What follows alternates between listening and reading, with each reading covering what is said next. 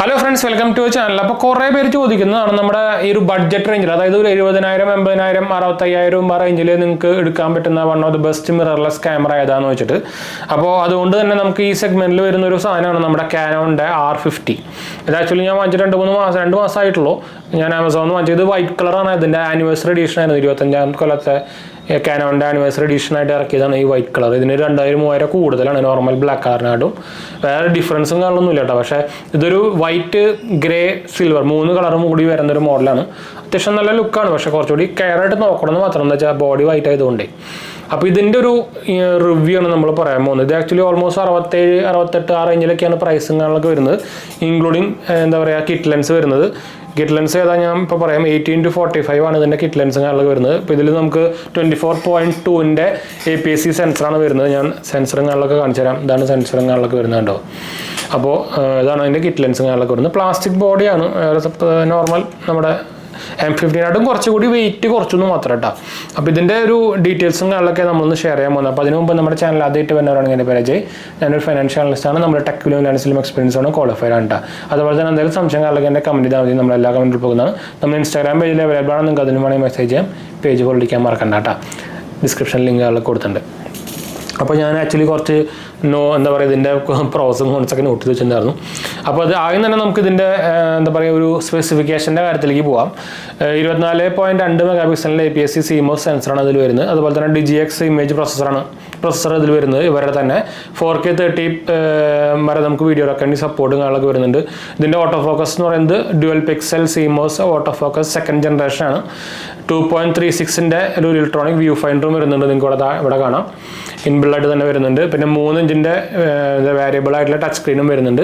അത് ഞാൻ മടക്കി വെച്ചൊക്കെയാണ്. ഇപ്പോൾ എന്താ വെച്ചാൽ നിങ്ങൾക്ക് ഈ റേഞ്ചിൽ കാനോൺ, ഇപ്പോൾ എൻ്റെ ഈ റേഞ്ചിലുള്ള നിങ്ങൾക്ക് ഈ റേഞ്ചിൽ സോണി വേണമെന്നുണ്ടെങ്കിൽ പിന്നെ നമുക്ക് നമ്മുടെ എന്താ പറയുക ZV-10 ഉണ്ട്. ഞാൻ 10 വീഡിയോ എടുത്തുകൊണ്ടിരിക്കുന്നത് Mark 1 കേട്ടോ. പിന്നെ നമ്മുടെ 6400 ഉണ്ട്, 6600 ഉണ്ട്, അതിൻ്റെ ഉണ്ട്. അപ്പോൾ 6600 പ്രശ്നം എന്താ വെച്ചാൽ നമുക്കതിൽ ഫ്ലാഷ് ഇല്ല. 6400K എന്ന് പറഞ്ഞ മോഡൽ പുതിയ ലെൻസായിട്ട് വരുന്ന മോഡലൊക്കെ ഉണ്ട്. അതിന് പക്ഷേ ഇതിനായിട്ടും പ്രൈസ് കൂടുതലാണ്, 76-27 രൂപയ്ക്ക് വരും. അതിൽ നമുക്ക് ഫ്ലാഷ് വരുന്നുണ്ട്, അതും എടുക്കാൻ വേണമെങ്കിൽ. ഇതിന് പക്ഷേ നമുക്ക് നോക്കുകയാണെങ്കിൽ ഒരു 7,000-8,000 രൂപ കുറവായിരിക്കും അതിനാട്ടും. ഇതിൽ എന്താ വെച്ചാൽ ഫ്ലാഷും കാര്യങ്ങളൊക്കെ വരുന്നുണ്ട്. പക്ഷേ എനിക്ക് ഫോട്ടോഗ്രാഫിയിൽ ഫ്ലാഷ് ഭയങ്കര ഇമ്പോർട്ടൻറ്റ് പരിപാടിയാണ്. അതായത് ഇൻബിൽഡ് ഫ്ലാഷ് എന്ന് വെച്ചാൽ ഇപ്പോൾ സോണിയുടെ പുതിയ ക്യാമറാസിലൊക്കെ അവർ ഫ്ലാഷ് എടുത്ത് കളയുക. അവരെ ലേറ്റസ്റ്റ് 6700 വരെ ഫ്ലാഷ് ഇല്ല. ലേറ്റസ്റ്റ് ആയിട്ടുള്ള അവരെ ആൽഫ നമ്മുടെ A സീരീസിലും ഫ്ലാഷ് എടുത്ത് കളഞ്ഞു തുടങ്ങി. എന്തുകൊണ്ടാണ് എനിക്കത് തീരെ ഇഷ്ടപ്പെടാത്തൊരു പരിപാടിയാട്ടാ. ഈ ഫ്ലാഷ് എടുത്ത് കളയാൻ എന്തിനാണോ ഇൻബിൽഡ് ആയിട്ടുള്ള ഫ്ലാഷ്? ചെറിയൊരു പോരാത്തിന് സോണിയുടെ ആണെങ്കിൽ ഭയങ്കര ചെറിയ ഒരു സംഭവമാണ്. ഞാൻ കാണിച്ചു തരാം ഒരു മിനിറ്റ്. തന്നെ ഒന്നായി. അപ്പോൾ ഇതാണ് നമ്മുടെ സോണിയുടെ 6400K എന്ന് പറഞ്ഞ മോഡലാണ് കേട്ടോ. ഇതിൽ ഫ്ലാഷ് വരുന്നുണ്ട്. അപ്പോൾ ഇതിലുണ്ട്, ഇതൊരു ചെറിയൊരു പരിപാടി, എത്ര ഉള്ളൂ. ഈ സാധനം എന്തിനാണ് അവർ എടുത്ത് കളയണമെന്ന് എനിക്കൊരു പിടിയും കിട്ടുന്നില്ല. ഇത് ഒരു 6600 എടുത്ത് കളഞ്ഞു, 6700 എടുത്ത് കളഞ്ഞു. എന്തിനാണ് എനിക്കൊരു പിടിയില്ല. ഇനി വരാൻ പോണ ഫോണിലൊന്നും ഉണ്ടാവില്ല എന്നാണ് കേട്ടത്.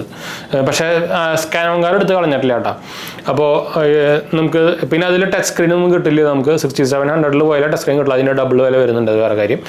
പിന്നെ അതിൻ്റെ സ്പെസിഫിക്കേഷൻ പറയുകയാണെങ്കിൽ നമുക്കിതിൽ വെർട്ടിക്കൽ വീഡിയോ സംഭവങ്ങളൊക്കെ എടുക്കാൻ പറ്റും. അതുപോലെ തന്നെ നമ്മുടെ പ്രൊഡക്റ്റ് ഷോക്കേസ് മോഡ് എന്ന് പറഞ്ഞ സംഭവം നമ്മുടെ സോണിയിൽ ഉണ്ടായിരുന്നില്ലേ, ഇപ്പോൾ ഇതിലൊക്കെ ഉണ്ട് കണ്ടോ. ഇതിൽ കാണിക്കുമ്പോൾ ഇതിൽ ഫോക്കസ് ആവുന്നത് നമ്മുടെ ZV-യിലൊക്കെ ഉണ്ട്. അതേ സംഭവം ഇതിലുണ്ട് ഇപ്പോൾ. അതുപോലെ തന്നെ എന്താ പറയുക മൾട്ടി ഫംഗ്ഷണൽ ഷൂവും വൈഫൈയും ബ്ലൂടൂത്തും സംഭവങ്ങളൊക്കെ ഇതിൽ വരുന്നുണ്ട് കേട്ടോ. അതാണ് നമ്മുടെ ഒരു സ്പെസിഫിക്കേഷൻ പറയാനുള്ളത്. ഞാൻ കുറച്ച് പ്രോസും കോൺസും ഞാൻ എഴുതി വെച്ചിട്ടുണ്ട്. കോൺസ് ഭയങ്കര ലിമിറ്റഡ് ആണെന്ന് പറയാൻ പറ്റുള്ളൂ. എന്ന് വെച്ചാൽ ഈ പ്രൈസ് റേഞ്ചിൽ നിങ്ങൾക്ക് വലിയ കോൺസ് ഒന്നും പറയാൻ പറ്റില്ല. അപ്പോൾ ഇതാണ് ലെൻസ് നമ്മുടെ ആർട്ടിക്കുലേറ്റിംഗ് സ്ക്രീൻ വരുന്നത്. ടച്ച് സ്ക്രീനാണ്. ഞാൻ അതിൻ്റെ ഒരു സ്ക്രീൻ കാർഡ് ഒട്ടിച്ചിട്ടുണ്ട്, പക്ഷേ അതിൻ്റെ കറക്റ്റ് സൈസ് കിട്ടുന്നില്ല കേട്ടോ. അപ്പോൾ അതുകൊണ്ട് തന്നെ ബബിൾ ചെറുതായിട്ട് കയറിയിട്ടുണ്ടായിരുന്നു. പിന്നെ നമുക്കിതിൽ എന്താ പറയുക മൈക്ക് ഇൻപുട്ടും Type-C പോർട്ടിംഗ് ആണ്. Type-C പോർട്ടാണ് വരുന്നത്. Type-C ചാർജ് ചെയ്യാൻ പറ്റും. സംഭവം എല്ലാം വരുന്നുണ്ട്. ഒരു നെഗറ്റീവും പറയാനില്ല. പക്ഷേ നമുക്ക് ബാറ്ററി ഒക്കെ പണ്ടത്തെ അതേ സെയിം സാധനം തന്നെയാണ് കേട്ടോ, വലിയ ഡിഫറൻസും കാര്യങ്ങളൊന്നുമില്ല.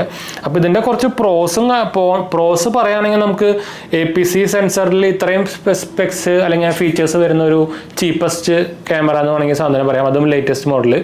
പിന്നെ ടച്ച് സ്ക്രീൻ കിടിലൻ സാധനമാണ്, അതാണ് വൺ ഓഫ് ദി മെയിൻ കോൺ എന്ന് പറയാം, അല്ല പ്രോസ് പറയാനുള്ളത്. പിന്നെ വ്യൂ ഫൈൻഡറും നമ്മുടെ സോണിയുടെ കാട്ടും കമ്പയറബിൾ ബെറ്റർ സാധനമുണ്ട്. അതിൻ്റെ വ്യൂ ഫൈൻഡർ നല്ല കിടിലൻ സാധനമാണ്. എനിക്ക് സോണിയുടെ കാട്ടും ഇതിനോട് ഭയങ്കര ഇഷ്ടപ്പെട്ടു. നിങ്ങൾക്കറിയാം കാനോണിൻ്റെ കളർ സയൻസും ക്വാളിറ്റി വൈസ് നോക്കി കഴിഞ്ഞാൽ ഓൾമോസ്റ്റ് സിമിലർ ആണ്. പക്ഷേ നിങ്ങൾക്ക് അറിയില്ല, രണ്ടെണ്ണത്തിനും കളർ സൈസും ഡിഫറൻസ് ആണ്, അത്രേ ഉള്ളൂ. അത് ചിലർക്ക് കാനോണിൻ്റെ ഇഷ്ടപ്പെടും, ചിലർക്ക് സോണിൻ്റെ ഇഷ്ടപ്പെടും. പിന്നെ ട്രാക്കിങ്ങും സൂപ്പറാണ്, ഓട്ടോ ഫോക്കസ് സൂപ്പറാണ്, ട്രാക്കിംഗ് ഓൾസോ നല്ല സൂപ്പറാണ്. പിന്നെ ഓട്ടോ മോഡും സബ്ജക്ട് സെലക്ട് ഡിറ്റക്ഷനും സൂപ്പറാണ്. എന്ന് വെച്ചാൽ ഇതിപ്പോൾ ആനിമലാണോ ഹ്യൂമൻ ആണോ അങ്ങനെ കുറേ സംഭവങ്ങളൊക്കെ ഉണ്ടല്ലോ, ഫുഡാണോ, അതൊക്കെ സൂപ്പറായിട്ട് പെട്ടെന്ന് തന്നെ സൂപ്പറായിട്ട് തന്നെ ഡിറ്റക്ട് ചെയ്യുന്നുണ്ട് കേട്ടോ. പിന്നെ കളർ സയൻസ് ഞാൻ ഓൾറെഡി പറഞ്ഞു. പിന്നെ ഒരു നിങ്ങൾക്ക് ഇതിൽ RF മൗണ്ടാണ് വരുന്നത്. അപ്പോൾ അതുകൊണ്ട് തന്നെ നമ്മുടെ ഫുൾ ഫ്രെയിമിൻ്റെ വരെ കാനോണിൻ്റെ RF ലെൻസുകളെല്ലാം നമുക്ക് ഇതിൽ ഉപയോഗിക്കാൻ പറ്റും. അതിലൊരു നെഗറ്റീവ് ഉണ്ട്, ഞാൻ പ്രോസിൽ പറയാം, അല്ല കോൺസിൽ പറയാം, രണ്ടെണ്ണം മാറിപ്പോണേ. പിന്നെ വീഡിയോ സ്പെക്സ് ആയാലും അത്യാവശ്യം ഡീസൻ്റ് ആയിട്ടുള്ള സംഭവമാണ്. ഓവർ സാമ്പിളിങ് വരുന്നുണ്ട്, 6K 4K ആക്കുന്ന പരിപാടിയാണ്, അത് വലിയ കുഴപ്പമില്ലാത്ത സംഭവമാണ്. പിന്നെ കോൺസ് പറയാനുള്ളത് RFS ലെൻസാണ് ഇപ്പോൾ ഇതിലൊക്കെ എടുക്കുന്നത്. RFS എന്ന് പറയുന്നത് നമ്മുടെ ഈ ക്രോപ്പ് സെൻസറായിട്ട് വരുന്നതാണ്. അത് ഭയങ്കര ലിമിറ്റഡ് ആണ്, പക്ഷെ നമുക്ക് നോർമൽ RF ഫുൾ ഫ്രെയിമിൻ്റെ ലെൻസ് ഉപയോഗിക്കാം. ചെറിയൊരു ക്രോപ്പ് വരുന്നു മാത്രമേ ഉള്ളൂ. അല്ലാത്ത പക്ഷം അതൊരു കോൺസിൽ വേണം, അതാണ് ഞാൻ കോൺസിൽ കൊടുക്കാൻ കാരണം. പിന്നെ AV മോഡ് സെപ്പറേറ്റ് ഇൻ വീഡിയോയിൽ ഇല്ല. പിന്നെ വലിയ കുഴപ്പമില്ലാത്ത വലിയ പ്രത്യേകിച്ച് പറയാനുള്ള എന്താ പറയുക കോൺസും കാര്യങ്ങളൊന്നും നമ്മൾ ഇതുവരെയായിട്ട് ഫേസ് ചെയ്തിട്ടില്ല കേട്ടോ. അപ്പോൾ ഓവറോൾ നോക്കുകയാണെങ്കിൽ നിങ്ങൾക്ക് ഒരു 65,000 രൂപയ്ക്ക് കിട്ടുന്ന വൺ ഓഫ് ദി ബെസ്റ്റ് സാധനം എന്ന് വേണമെങ്കിൽ പറയാം. ഞാൻ അതിൻ്റെ ക്യാമറ സാമ്പിൾസും കാര്യങ്ങളൊക്കെ ഞാൻ മുമ്പ് നമ്മുടെ ഈ വഴിയിൽ തന്നെ കൊടുത്തിട്ടുണ്ടായിരുന്നു, നിങ്ങൾ ഓൾറെഡി കണ്ടെന്ന് വിചാരിക്കുന്നു. വീഡിയോ കോൾ സാമ്പിൾ ഞാൻ കൊടുക്കാം കേട്ടോ. വീഡിയോ സാമ്പിൾ ഞാൻ ഇതിൻ്റെ ലാസ്റ്റ് കൊടുക്കാം, അപ്പോൾ നിങ്ങൾക്ക് ഫുള്ളായിട്ട് കണ്ടുപോകാമല്ലോ. അല്ലെങ്കിൽ നമുക്കത് എന്താ പറയുക അതിൻ്റെ സൗണ്ടും കാര്യങ്ങളൊക്കെ മിസ്സായി പോകും. സൗണ്ട് ഞാൻ എന്തായാലും കൊടുക്കാം. ഞാൻ എന്തായാലും ഒരു ഇൻഡോർ ഷോട്ട് തന്നെ എടുത്ത് കൊടുക്കാം. അപ്പോൾ നിങ്ങൾക്ക് അതിൻ്റെ ശരിക്കും നമ്മുടെ എന്താ പറയുക ലൈറ്റ് കുറവുള്ള സ്ഥലത്ത്, പ്രത്യേകിച്ച് രാത്രിയാണ്, അപ്പോൾ ക്വാളിറ്റി നിങ്ങൾക്ക് അറിയാൻ പറ്റുമല്ലോ. പിന്നെ ഔട്ട്ഡോറിൽ എന്തായാലും പിന്നെ ഞാൻ പ്രത്യേകിച്ച് പറയേണ്ട ആവശ്യമൊന്നുമില്ല, ഇത്ര വലിയ ക്യാമറയാണ്, നല്ല ക്വാളിറ്റിന്ന് കിട്ടും. പിന്നെ ഇതിലൊന്നും ഇമേജ് സ്റ്റെബിലൈസേഷനും കാര്യങ്ങളൊന്നുമില്ല. അപ്പോൾ അത് നിങ്ങൾ വ്ളോഗൊക്കെ ചെയ്യാനാണെങ്കിൽ പിന്നെ പുലിവാലായിരിക്കും. 6600 ആണെങ്കിൽ നമുക്ക് ഇൻബിൽറ്റ് ബോൾ സ്റ്റെബിലൈസേഷൻ വരുന്നുണ്ട്. 64-ലാണെങ്കിൽ ഇത് വരുന്നില്ല, സോണിയുടെ കാര്യം പറയുമ്പോൾ കേട്ടോ.